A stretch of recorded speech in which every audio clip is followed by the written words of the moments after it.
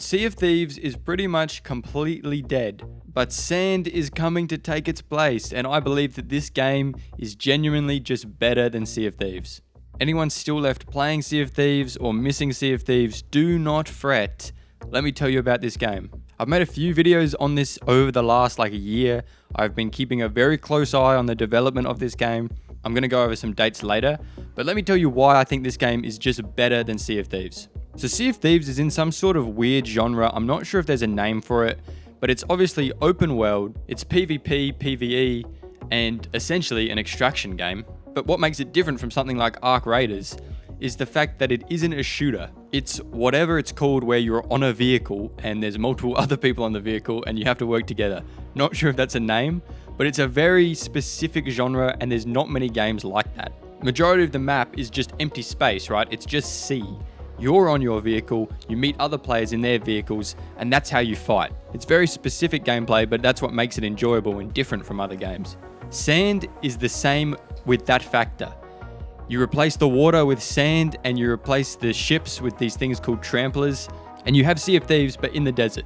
The tramplers that you are on are completely customizable. It's a module system, so you have to place the different modules on the trampler. So you can build one in a million different ways. You can put the cannons where you want, you can make it completely enclosed and like a tank sort of thing, or you can have it really small and open and light so you're quicker.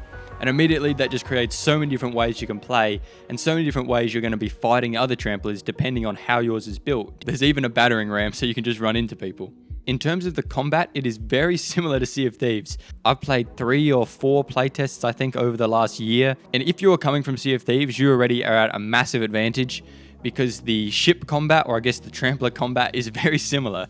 All of the circling stuff, all of the rolls, helm, flex, main cannon, it translates over really well. So you're already at an advantage if you know how to fight in Sea of Thieves. But it's just so much more complex because there are not only different tiers of guns, but there's different guns. There's long range, there's short range, there's automatic. There's also different ammo types. I'm pretty sure there's an orbital cannon or something now as well. And then because it is modular, when you're shooting at an enemy trampler, there's all different things that can get destroyed. You can destroy their spawn compartment, you can destroy their storage, their helm, their guns, their legs. You can even put armor on your trampler, so they've got to shoot through that to get to certain areas. So it is already a lot more complex, and I think that's going to add a lot more skill to the game. Another thing that I think it does way better than Sea of Thieves is the fact that you aren't just going in for money. The only thing that you're getting from a Sea of Thieves session is gold. Now, of course, that's the whole point of Sea of Thieves, so you can go get your cosmetics, but it's all just cosmetics.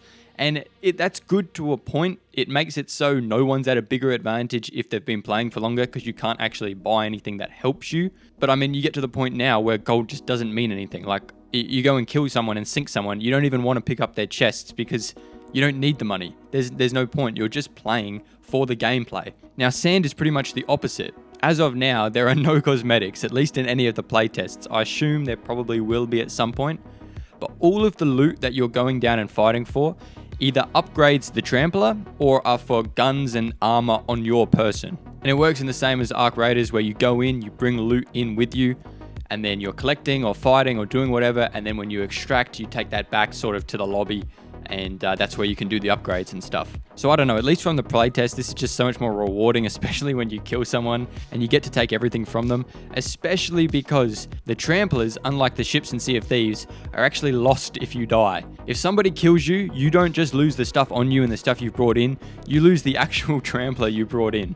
And this is great for the person that killed you because then they get to go through and scrap your trampler. You can even take the guns off and put it on your own trampler. And obviously they're getting all the loot you found and everything you brought in with you. And if they can keep your trampler alive, they can actually take it over and then have 2 tramplers in the same session. It would be like taking over another ship in Sea of Thieves and it's now your ship. You can spawn on it, you can fight with it, you can split up your group so you have like a fleet of these tramplers. And then you can extract it and get all of the materials from it and to then upgrade your main one. So there's so much more at risk and sort of at stake, and I think that makes it way more enjoyable to play. I also think this has such a high skill ceiling. Like Sea of Thieves, where it's kind of unique to that game. You can be great at shooters or great at competitive games, but if you come into Sea of Thieves, you're going to get absolutely destroyed because you just don't know how the naval combat works. This is very similar. It's not going to be so much about aim. It's going to be more about how you're actually playing and also how well your team is playing, because there is so much reliance on your crew members in this game, more than there is in Sea of Thieves. Now let me go over some of the recent Sand announcements we have had, because it is pretty exciting. So a few days ago, they announced a server slam that is coming up later this month. It is pretty much a playtest, but it's going to be open for everyone. Arc Raiders did one of these, I think, in the beta. The idea is to get a bunch of people in so they can test all the servers and the performance of the game and how it actually copes with what it would be like on release.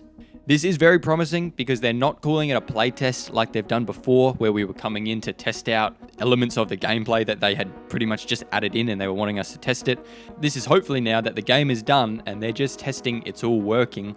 And if it goes well, hopefully we will be seeing the release very soon. We don't have a release date yet. All they've said that this is coming up later this month, and all you got to do is go to their Steam page and you just click request access and you should be getting in. I've never been denied to one of these, and I especially think you wouldn't be to the server slam. Even if you don't get in, I'll probably have some keys I can give out. Maybe people will have keys. They are also apparently doing a closed playtest before the server slam. And for this one, you have to go to their Discord and fill out an application form. But this one you are much less likely to get into because it's going to depend on what region you're in, because they're probably only going to open up one server somewhere in the world to host this in. But go apply and tell them where you are, because you might be able to get into that if you happen to be in the right spot. But yeah, this is good news for Sand, and hopefully we will be seeing some sort of release date after this server slam. Granted, everything goes well, because I mean, this has been a long wait now. I literally think, let me see if I can find it. Over a year ago, it was announced that they were going to launch on April 3rd, 2025.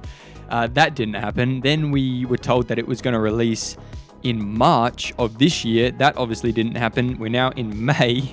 But we were told that before release, there was going to be a server slam. So I guess things are looking good. At the very least, we should be able to get in and play this month. But yeah, I'll be letting you guys know if anything changes. I am watching this game. I want this to come out soon. I'm keeping up to date with everything. But that's it. I'll see you guys around.